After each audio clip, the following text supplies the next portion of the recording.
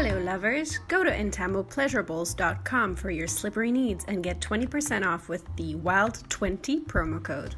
You'll thank me later.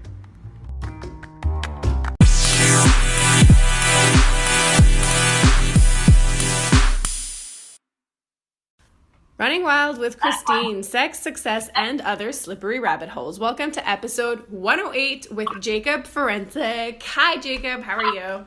Hey, really good to be here. Thank you for having me on. I'm doing very well, thank you. Thanks for reaching out. I've come to the point where it's like almost a mix of just people that know people that know people. When someone reaches out of the blue, I'm like, this is amazing. Yeah, totally. I found you via the Vancouver podcast type of community. Oh, nice. Thing. Yeah, shout out to Van Pod community. We'll put them in the description. You're, however, not in Canada right now. You're in Slovakia. What are you doing in Slovakia?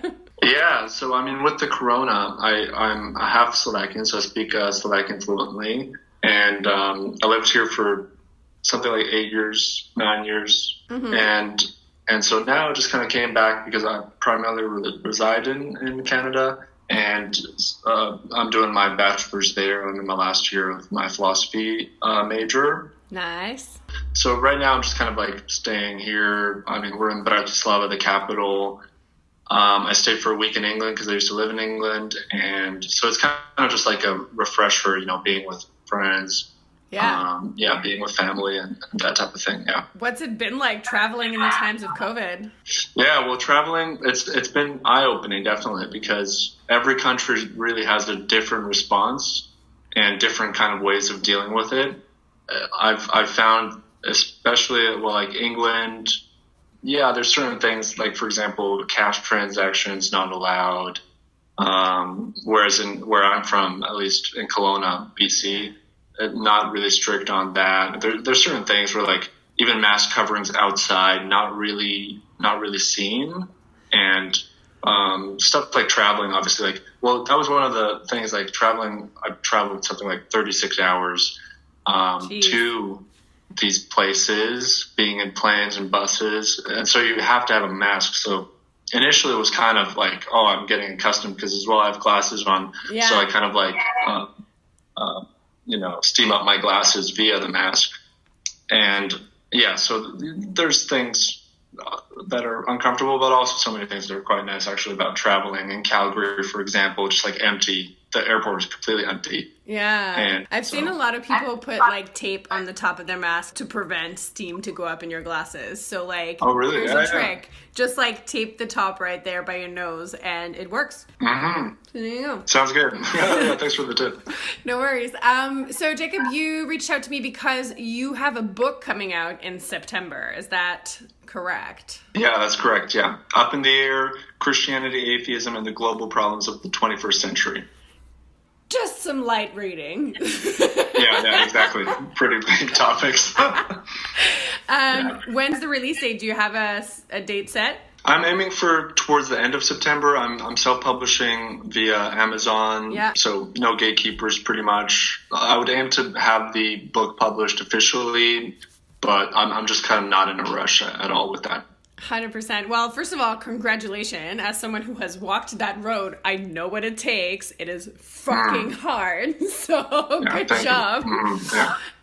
So what spurred this impetus to write a book? Because it takes a very specific kind of drive to be like, I want to write and self-publish and go through the headache of doing all that shit. So what's the reasoning behind it? I mean, for myself, it's just been this. I've always been influenced by writers coming up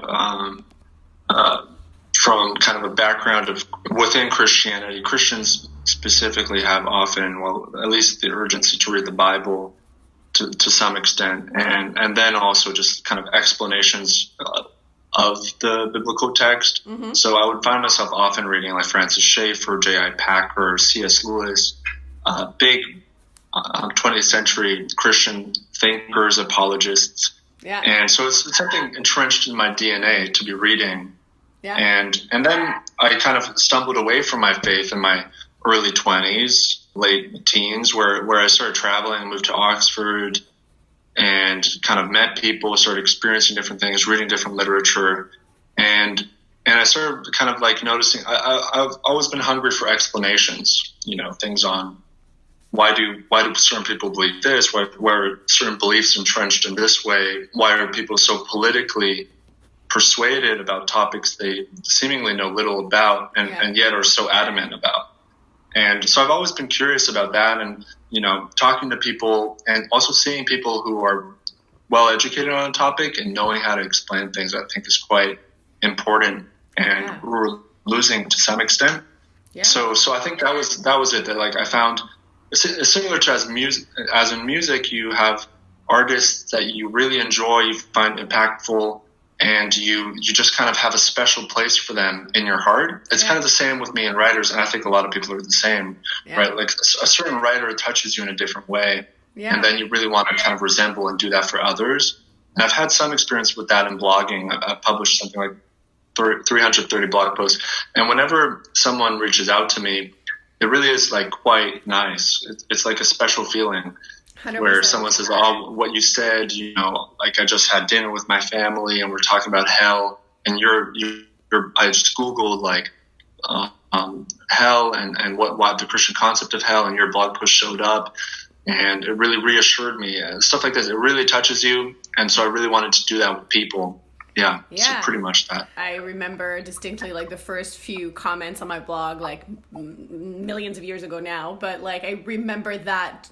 And I talk about this, I think, in every single episode of the podcast, of like how sometimes you feel like you're screaming into the void when you care about something or when you're learning about something. And especially now with like the amount of mediums and platforms we can use, it's like, why aren't we talking about this? And then one person is like, I actually didn't think about it that way. Or like, I thought about this that way and I never heard anyone else say it that way. Like it just connects us to like on a human level that I think is like super underappreciated, like in the rhetoric anyway.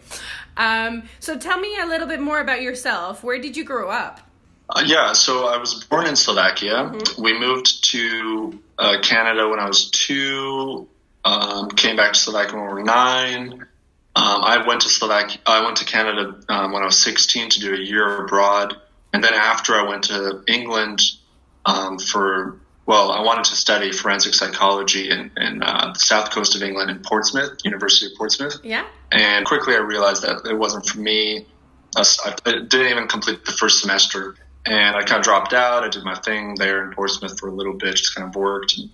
And then I was reading a biography actually on C.S. Lewis, one of those writers that influenced me. And I noticed a pub and I applied and whatever. I worked there. And so I just kind of was traveling at that point. I was young and out of uni. I didn't know what to do. So all in entirety, I was in England for something like around 2.5 years. And then I went back to Canada and was trying to decide what to study, took some classes, and realized that like philosophy kind of aligns with my mentality, kind of the way I think about things. And then, pretty much just stayed there. And so that's pretty much it. And I'm almost done my degree now. That's awesome. Is your degree a specific part of philosophy, or are you keeping it quite broad? Like I took international relations at UBC. That's my degree. And I specifically chose to focus more on political theory and philosophy. So you're preaching to the choir here. Oh, totally. Yeah. Yeah, actually, my interests are philosophy with a poli-sci minor. So nice. in philosophy, I'm really interested in values, as in moral values, questions of basic epistemology. Why do we have knowledge? What is justified? But philosophy tends to be quite dense. So I never really wanted to specify in philosophy because I find a lot of it tedious, and philosophers probably crucify me for saying that. But political science I find a little more interesting in the sense of kind of more practical in a realistic sense. Like you're kind of actually learning about the policies of Russia and how they're affecting Eastern Europe or something. And philosophy is highly relevant. I think it's a fascinating field of study. Yeah. But a lot of it tends to kind of be tedious and about the details. And so yeah, but it's such a great field. What do you hope to do, professionally speaking? I would actually want to go into a master's related to political science, actually. I would probably want to do some sort of political job, maybe a diplomat, maybe between Canada and Slovakia, because I speak both languages. Maybe specify in Russian relations with the EU, because I'm quite interested in Putin. I'm pretty much open. What's not interesting about Putin? Like, everything about him is fascinating. Yeah. As a half Serbian and half Croatian kid of the 90s, my interest in politics have always been sort of like, East versus West. What the fuck? So let's get into the book. So what's the book about? What's your elevator pitch? Elevator pitch would be, I think a lot of people have answers today, and a lot of people are talking past each other, and political discourse just about ideologies. And I think that, at least not in the mainstream, you don't have a lot of space for nuance or space for complicated views or difficult answers. Mm-hmm. And so the aim of the book is really to say that things are quite complicated, views are difficult, our intuitions prevail over our decisions and our ideologies, and it's about having more of an open view towards those that fundamentally disagree with us, kind of reducing polarization and aiming for compromise and seeing the other side and communicating with them effectively in order to progress into the future where both sides, and it's not just two sides, but just everyone can cohabitate. So that's kind of the idea. Okay. I mean, I'm all for that. That's what I was hoping to do with this podcast. And I talk about this a lot, thanks to a book I read called, it was one of my profs at UBC actually who wrote it. It's called The Poetics of Fear, How Studying the Politics of Fear Cannot Be Done Without Looking at the Wording. Yeah. And it's kind of, and I've said this in a very cliche way, and we did an episode with Chris Erickson, I think it's episode 9, it's still like one of the most listened to episodes of this podcast, about how we rely on certainty. We rely on, like, even just grammatically speaking, our dependence on being able to say, I know for sure. Like, to be able to argue an opinion or a value or a moral stance or a policy, you have to say, this is the way. And you can't have a maybe. You can't have, like, a clause in that sentence that says, I might be wrong.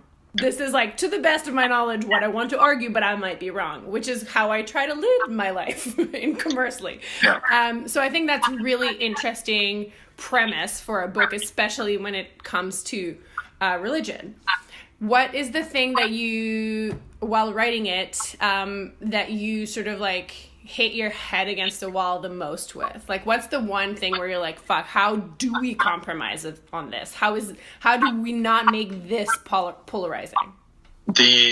Specifically the human rights chapters that I have in the book are definitely the most polarizing, because at least with morality, which I talk about morality reasoning, human rights, animal rights, man-made climate change, nuclear war, and the meaning of life. Mm-hmm. So big topics. But with there's large agreement pretty much on a lot of these views. And, there's disagreement, but fundamentally there's some kind of overlap.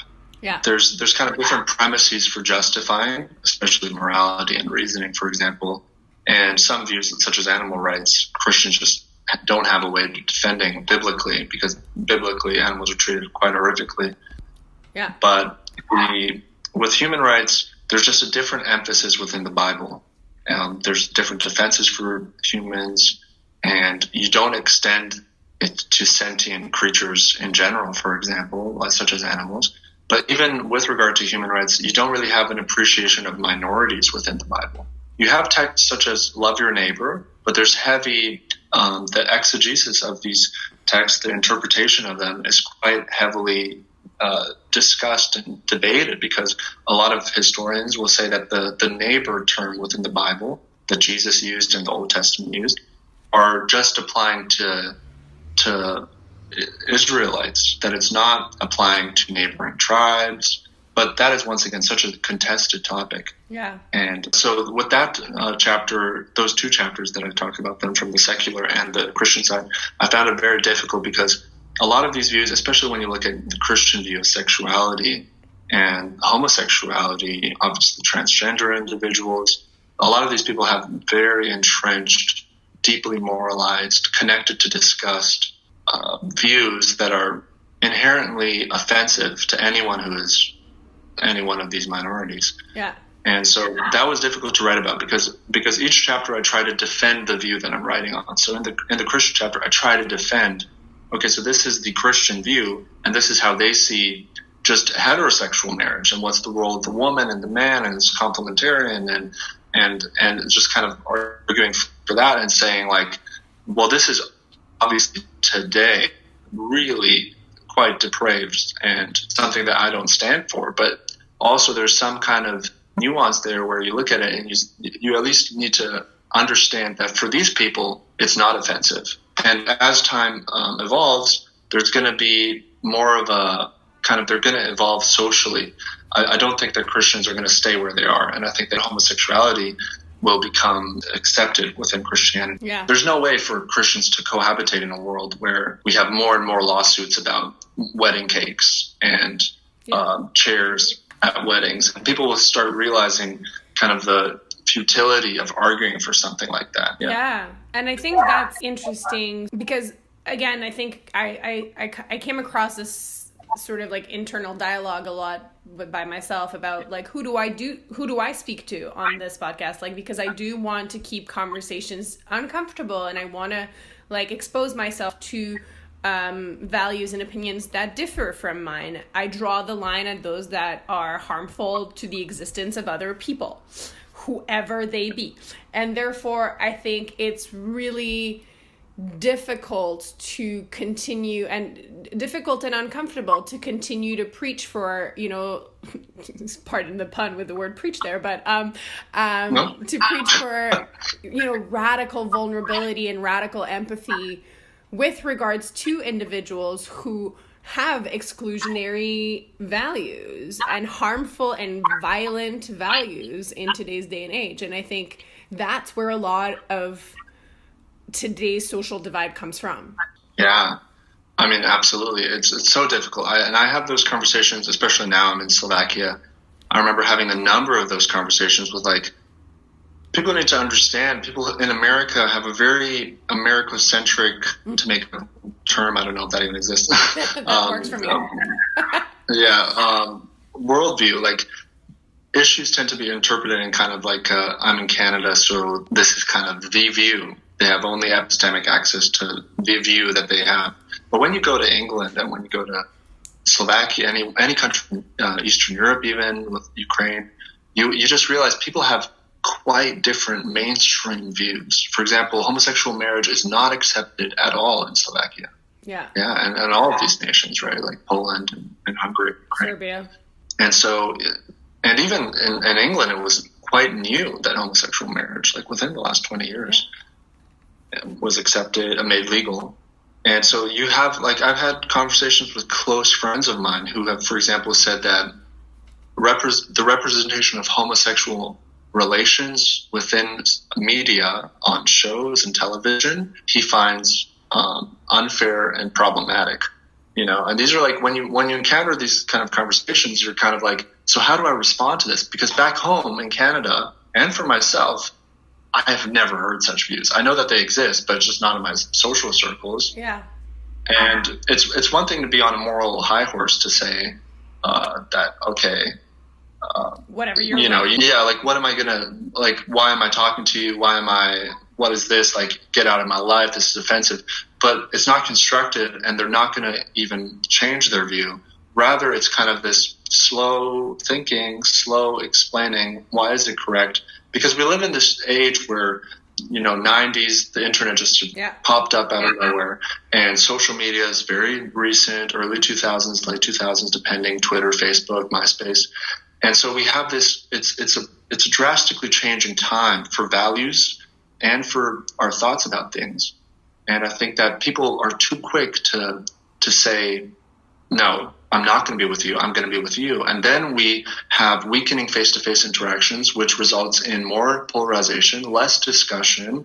And then you have people like populist, right-wing populists showing up in political spaces, such as Donald Trump, who are creating even more division. And it's not an accident. It is the direct result, as studies have repeatedly shown, for weakening face-to-face interactions with the opposition since the 1960s. Yeah, and I think even terms such as the opposition are almost anachronistic right now, because we live in a world where you do have access to such a wide variety that there is no more two sides. Like, there aren't two sides on any issue. So I think labeling it as the opposition is also, like, you know, in a way misleading, because there's just such a wide variety of ways to exist in this world. And for me, I think I studied the rise of extreme right movements in Europe when I was in university, which is over 10 years ago. Ouch, that hurts. But it was already happening. Like, I grew up in Switzerland, right, which is sort of like Canada, an understatedly right-wing country, where everyone thinks, like, no, you're like healthcare and neutral and whatever. Nope, it's not the actual truth of the last 20 years, but okay, or 50 or 100 years, and it fascinates me how we are still in the same loop. Like, you know, we think because the world moves so fast, because of the evolutions of the last 20 years, technologically speaking, we think that was a long time ago, but we're actually in a speck of time that is, like, minuscule. This is the same sort of chapter. And the rise of right-wing movements, politically, culturally, morally, and sort of civilly, has been happening on a slowish basis for a long time, since, you know, like, after the Second World War, like, that re-rise, let's call it that. I don't know if that's a word either. And for me, it's fascinating that we are still struggling with how to talk about it and how to see it and how to address it. And like you said, with that diminishing one-on-one, face-to-face, sort of heart-to-heart, I almost want to say, like, confrontation with others, it's getting more difficult. We're not getting better at it. We're getting shittier at it. Mm-hmm. I remember Stephen Fry, who's a fantastic activist. I'm sure you know him. He talked about this one kind of phenomenon in society, which is people prefer to be right rather than effective. And inherently, when you hear that statement, it's kind of like, you know, you think about it, you're like, that can't be right. Like, it can't be like that you should prefer to be effective rather than right. But a lot of these issues are kind of like that, where, like, obviously you're on the right side of history. This isn't going the other way anymore, at least hopefully not. But the question is, how do you persuade those who have just completely different experience in life and have completely different access to knowledge, you know, that are reading literature that is outdated, that are still tied to, like, old religious views, that have really concerning teaching on virginity, for example, and things like this.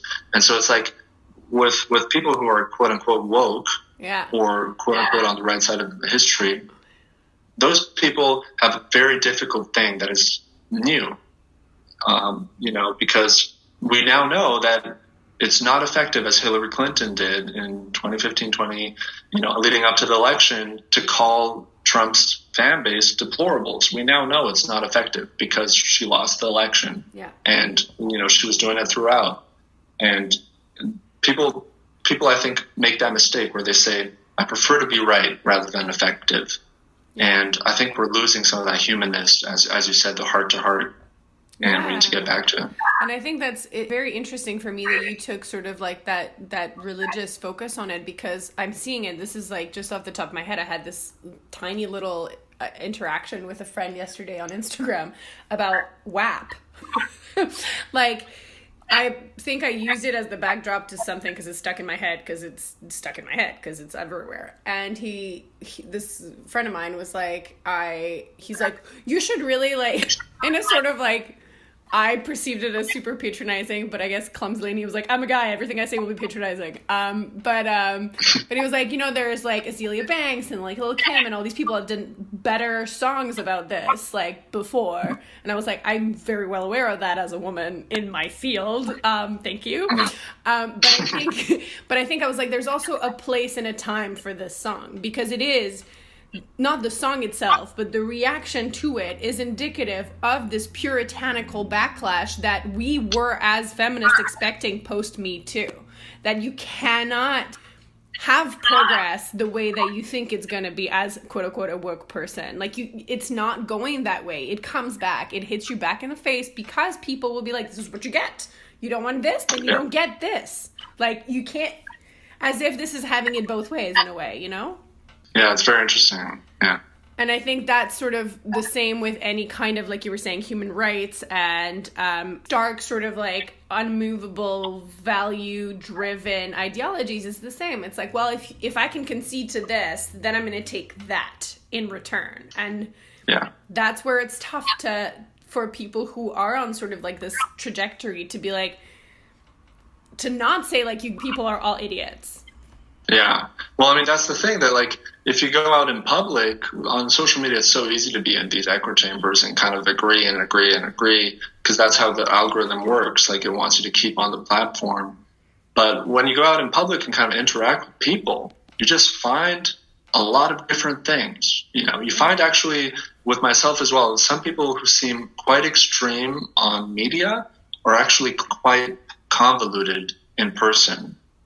And I think that's the thing that, like, I don't know if our minds are capable of really perceiving of ideas correctly, at least people holding ideas.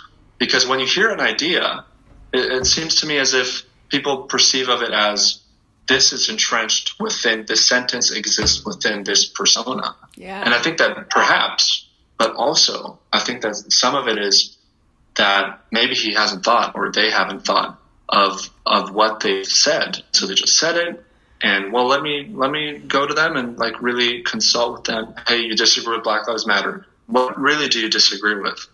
And then they say, okay, I don't know, the money gets donated to the Democratic, I don't know, these type of things. Like, I don't even know if there's any basis in reality, but I hear these things.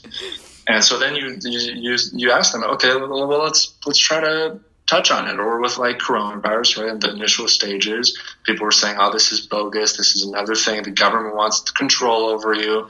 And then you ask them like, okay, that seems completely bizarre, but let me entertain this and let me see, like, does the government want more control over us? I mean, how, in what way? And yeah, so discussion is needed, although discussion is so difficult, right? It is, and I think that's completely reverberating with the rise of conspiracy theories and the rise of extremist point of views that to some people do sound like conspiracy theories in themselves, like just the enormity of like, what the hell, where did this come from, the bizarreness, like you said. I think it's going back to exactly what we started this conversation with, like our need for being right, our need for certainty, our need for answers, and our uncomfortableness with questions, with just, like the premise of the conversation not being an answer. Yeah. I mean, I remember quoting a book in my book, The Storytelling Animal by, I'm going to butcher his name, but Gottschall, I think it's pronounced. I don't know. Yeah. But his idea, basically, the premise of the book was that we function under explanations that have to be based in narrative, and that's why some ideologies function particularly good, such as Christianity, which has a beginning, Genesis, has a middle, Jesus coming, saving, redemption, and has an end, Revelation, and the second coming, and the kingdom of heaven coming to earth. And certain like ideologies like this function very well in society because they give context to suffering and context to the seeming ambivalence of existence. With us, like, oh, there's an end to life, or what do you mean? That seems paradoxical to my experience. And for these people, they give the story and the explanation, and it's something quite comfortable to be with. But even with politics, you have that, and you have it with everything: money, power. We're all example, and Yuval Noah Harari, who maybe you know, Homo sapiens, he goes into this as well. Yeah. Money, power, these are just narratives he created. What is inherently better about someone who has a lot of money? Nothing. We just told ourselves that is the better thing to have. Yeah, absolutely. And I think that's like crucial to also, I think this is like something that I felt like I was screaming in the void at the beginning of the quarantine, and like everyone being like, we are killing the economy, blah, like freak out. And I was like, you do realize this is just something that we all agreed to do, right? It's not a real thing. Like if we said, no, money is not this, it's this, it would be the same. Like it's generally just a social agreement that we work under to create quote unquote order.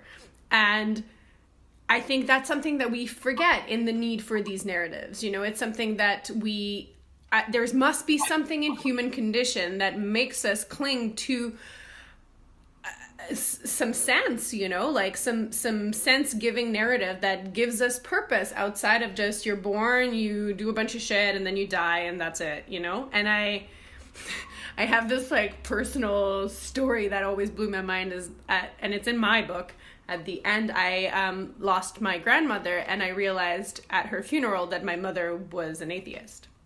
Not just agnostic, like an atheist. And in that moment, I wished I had a narrative for her. I wished I had something comforting to give her in this like existential moment. And I didn't. And it felt debilitating. And for the first time, I was like, oh, that's why. For the first time, as someone who's like more or less agnostic, leaning towards atheism, but like, open to interpretation. I realized in that moment that I was like, oh, okay, yep, this is where we crash. This is where the algorithm stops working. Because sometimes there is nothing to say. Yeah, and those weak moments particularly, right? Like with something like losing a job, losing a long-term relationship, losing someone very close to you. Like those things are just, they're so natural, but they seem unnatural. And so in those situations, like it completely makes sense for someone's entire psychology to desire something. And that's not to say that, these people who believe in these things are lesser than or weaker, and so then they need some explanation. It's just that we don't have the, to use the term again, epistemic access to that pain. It's not like there's one type of pain. There's different type of connections we have with different people and different relations. And some people feel very strong pain to suffering, and so they need something. So I wouldn't completely, and I appreciate your agnosticism, because it's very difficult to say yes or no. Yeah. Especially with regard to this type of empathy, right? Like someone is going through something. Someone needs this. Someone needs this as an explanation. Like I'm completely giving that to people. Yeah, and I think again comes back to sort of like the evolution of our morality as the sort of really mixed society that we've come to know thanks to technology, that we've come to understand sort of the plurality of existence that we didn't have access to in previous centuries. I feel like, and this is sort of like a question and a statement, I feel like we're not, just like I feel like we don't have tools for these conversations, we don't have tools for the unknown and the pain and the, you grow up and you're given tools for like, this is what a relationship looks like, this is what a job looks like, this is what education looks like, whichever strain of, thought you've been given a strain, whether you rebel or ascribe to it is up to you.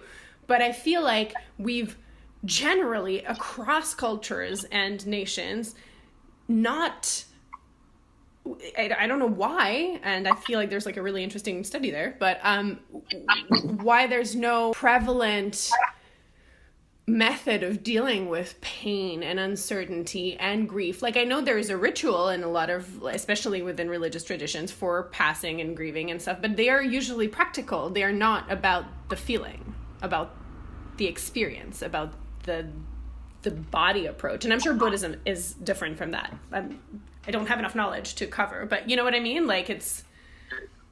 Yeah, I mean, with the Stoics, you had, like back in the day, 2,000 years ago, you had so many different approaches to like how to acknowledge suffering as such a And, Roman emperors would greet themselves with memento mori, remember we must die. Yeah. Because even though there's so much fame in winning battles and being generals and having so much prestige back home because of conquest in Romania or wherever, yeah, there's still that thing where we're going to die. How do we deal with this? And the Stoics really dealt with it just by being completely aware. Marcus Aurelius saying in the morning, a person is going to be bad to me. This bad thing is going to happen.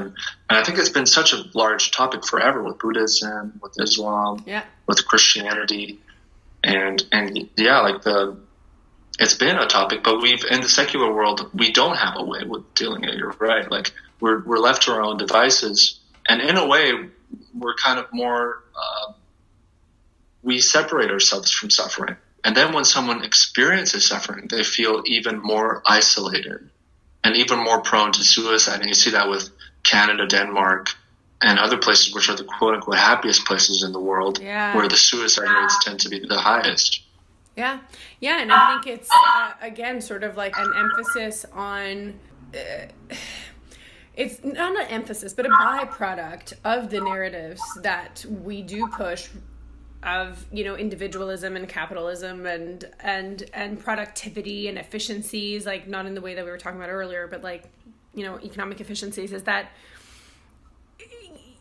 just like the mental health conversations are starting to happen and we are starting to say like, hey, we cannot function like this. Like, this is not a good way to function as a human being. Like, we need to stop and like self-care and whatever, even if we're still making it like a capitalistic approach. There is I'm not seeing anyway, a secular approach to it. Like, I just watched like the Unwell documentaries on Netflix about how bad the wellness industry can be when you apply some principle to like the intensity of it. And I watched the episode about Tantra, obviously considering my points of interest. And they were like, it's very like cult prone. Right away goes into something that is spiritual in a way, or that is rooted in spiritualism or religion, and again, we just don't have a practical embodied approach to suffering, to existence, to disagreement, to conflict, that exists outside of those narratives. Yeah, we're almost adopting things of the past more and more, like meditation, kind of connecting ourselves with mindfulness and spirituality, nature. It's almost like we were so industrial for 200 years or so. And then we realized, you know what? This being boxed in apartments isn't working. And, working 40 to 60 hours a week actually isn't great for us. Surprise, surprise. And people are actually realizing that, like, you know what? Even focusing on the breath for a few minutes a day can be transformative. Yeah. And people did that a lot more back in the day. Yeah. And I think it's interesting that we pin those against each other, we, as opposed to realizing that those are actually now things that could bring us together. Yeah, I mentioned it the other day to a friend actually, who, you see very smart people, very efficient people like Bill Gates and Jeff Bezos, and even scholars like Steven Pinker or Adam Grant, who's at Harvard as well, highly successful. Ultra successful, like unimaginably so. And you see them talking about like working and idolizing this message of working. And it's not until recently that with Bill Gates, he just recently showed up on Dax Shepard's podcast where he said that he meditates 10 minutes a day. And it's a nice thing that's starting to be like, okay, well, Bill Gates meditates 10 minutes a day. Well, that means something. But people like Yuval Noah Harari, who wrote Homo Sapiens, Homo Deus, and a number of other good books, he meditates 2 hours a day. And so it's like this thing that, like, in the mainstream, you don't have representation of mindfulness. You don't have representation of being committed to something like just the idea. And it's kind of interesting, even for myself, resting has guilt associated with it, weirdly enough. Like, unless it's prayer, which is super weird, because essentially, in my mind, like, prayer and meditation is the same in a way. Like, it's the same practice where you sit with yourself and for some reason, they are antithetical now in the rhetoric of the values. Like, you know, you'll have extreme Christians being like, that's bogus bullshit. It's like, it's the same practice. Yeah. Yeah, absolutely. With prayer, prayer is kind of like this giving thanks to, we've lost that, I think, for sure. Secular individuals, and I've talked about this recently with friends, I think we should bring back praying, quote unquote, or like giving thanks before meals, because it's such a nice thing to make a meal and then sit down and just give thanks, not to a deity, but just kind of give thanks, pronounce it out loud and say like, oh, you know what, I've got lettuce on the table. What a nice thing. Yeah, and I think I grew up in sort of a secular-ish Serbian household, and we cheers a lot. Like, there's a lot of drinking and a lot of cheersing, and I feel like that was the closest thing to that, where someone would say 3 words, we would all stop and look each other in the eye, cheers, drink, eat. Like, that was the ritual, in a way, you know? And so I think I really like the messaging and the way that you are approaching your book, because we do need to like have a look at ourselves, all of us, and find it in our energies or in our spaces or in our bodies or in our minds to try and see it from other perspectives. And I'm obviously drawing huge caveats here. I'm not telling trans individuals to have empathy for the people doxing them. I'm not telling Black people to have empathy for white supremacists. Absolutely not. Absolutely. Yeah. But within other areas, when you have the space and the privilege and the energy to be able to do so, jumping on your high horse and, like you said, like relying on being right versus potentially creating some space is like just gonna take us someplace terribly worse. I mean, yeah, that's a good actual caveat to point out there, because it's completely different as a homosexual to respond to homophobic speech in a negative way. That's completely, I would say, justified, because anger related to personal abuse and things that like affect you, you know, weekly, annually, just throughout your life, it's really hard to say, you know, have empathy for someone. I mean, those are specifically the people that shouldn't have empathy, and others should start kind of bridging and start explaining and having the nuance. Those people should be outraged. And, you know, that's the thing that even with like, and unfortunately this is ammo to religious extremists, is that, you know, if you go to a gay pride, it's quite in your face, you know, it's very flamboyant and this stuff. And I mean, but that's the thing, that those people specifically should be the flamboyant people. They should normalize this sexuality, and it should be in your face in order for you to, as the Christian right would have, like just respond aggressively. And then other people should come in with empathy. As if like Christianity and extreme evangelism is not in everyone else's face. Exactly, yeah. Like the lack of self-awareness sometimes boggles my mind, because I'm like, you're pretty much in our faces like a lot. I mean, yeah, that's the funny part about now the Christian right, with Albert Mohler and Eric Metaxas and Wayne Grudem, big Christian right figures. You know, they're so surprised with the secular society's like response to them, as in like, oh, you guys are offensive, stop saying this, stop saying this. But when the cards were turned, or the table was reversed, whatever the phrase is, we were the persecuted, and, you know, atheists were told that how I was asked questions like, so do you have a good relationship with your father if you're an atheist?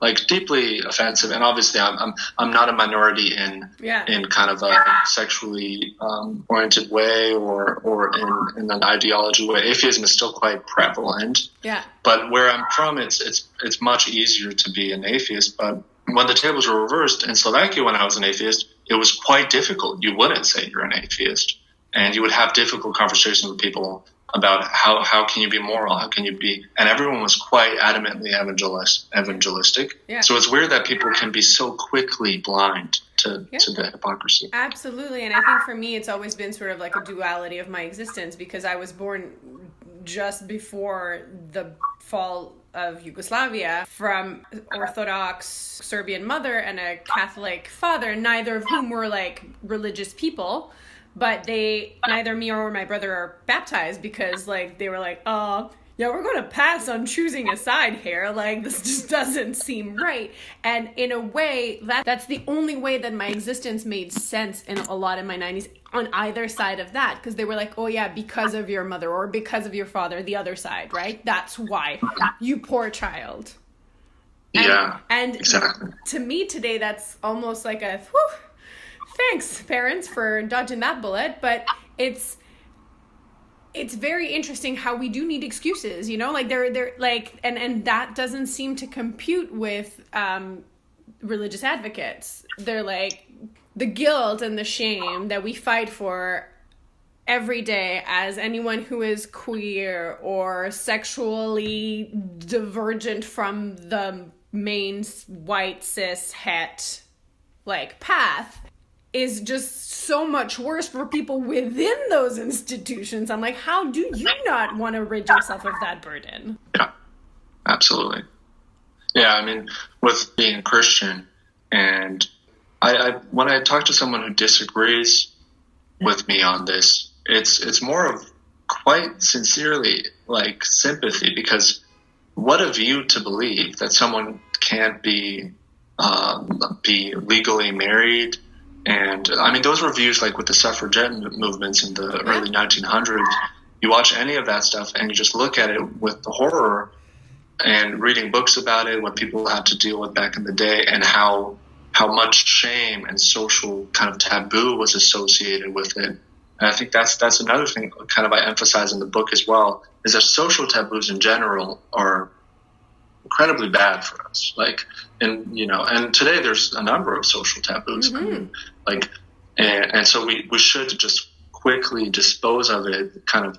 And one of probably the best ways, I don't know the studies on this, but probably one of the better ways to do it is to shove it in your face. You had it with, for example, with the printing press, the development of novels, publishing. You kind of had instant access to the experiences of orphans with Charles Dickens, the experience of slaves with Huckleberry Finn and Mark Twain.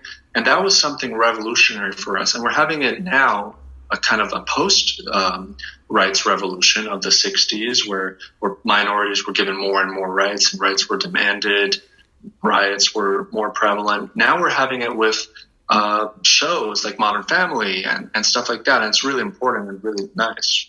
Yeah, and I think there is, like you said, a huge benefit to having, I don't know what the term is, but like almost the shove it in your face part. Like I feel that with my non-monogamy, and like my mother being like, do you really need to say that at the dinner table with like your Eastern European relatives? I'm like, I do, because I think that the way that I live my life is perfectly adequate to me. I'm not telling you to live your life that way. I'm just saying this is how we live our lives, and this is how I explain my relationship and my attachment style. None of this is harmful to you. Yes, I'm going to have those conversations in uncomfortable places at work. If they're like, oh, you went on a date, but you have a partner. I'm like, oh yeah, we're actually non-monogamous. How is that harmful? How is any of this hurting? And I think that kind of mind frame is really difficult to adopt, especially depending on your context. I find, with polyamorous relationships as well, it just relies on this social taboo premise that just because it's not seen, or just because you don't know of it, that means that it is not normal. But then in reality, when you start studying these subjects, you realize this is actually quite common everywhere, throughout societies, throughout nature. Yeah. And even now, it's just not spoken of. And taboos, it just kind of functions as more of anything, a showing of ignorance. And it works just because of that. Yeah. I'm going to wrap up this episode with a question that I always ask at the end, which is, what's a thing that you wish you knew, or you wish you would have been told, or you wish you heard more throughout your life that would have made sense of things, or that would have made it easier for you? I would say no one knows anything.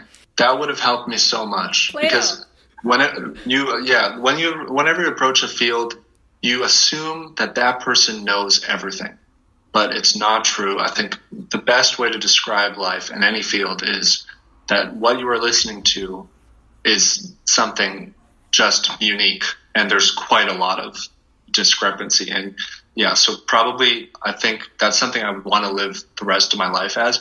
The moment I start having complete certainty, I think I would probably be more bigoted, and because there's going to be, now we have this kind of morality, we were accepting everything, we're doing this. Soon there's going to be more stuff to accept and more views, and I don't want to be not ready for that. So I would say something like that. No one knows anything. I love that. That one of the first teachings of philosophy is going back to the basics. Socrates, the only thing I know is that I don't know.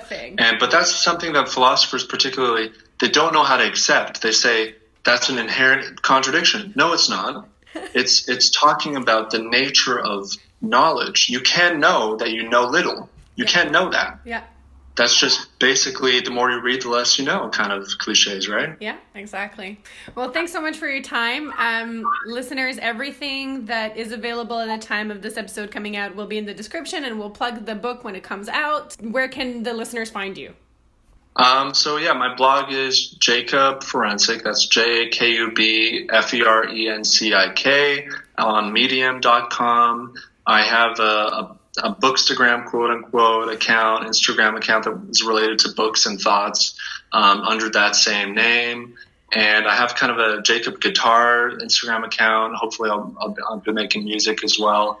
And I've recorded actually some stuff just waiting to release on Spotify. Ooh. So primarily those places. And I'm on Twitter and Facebook. If people want to connect, that would be amazing. Lovely. In the meantime, thanks for listening to another episode of Running Wild with Christine, and I will speak to you next Friday. You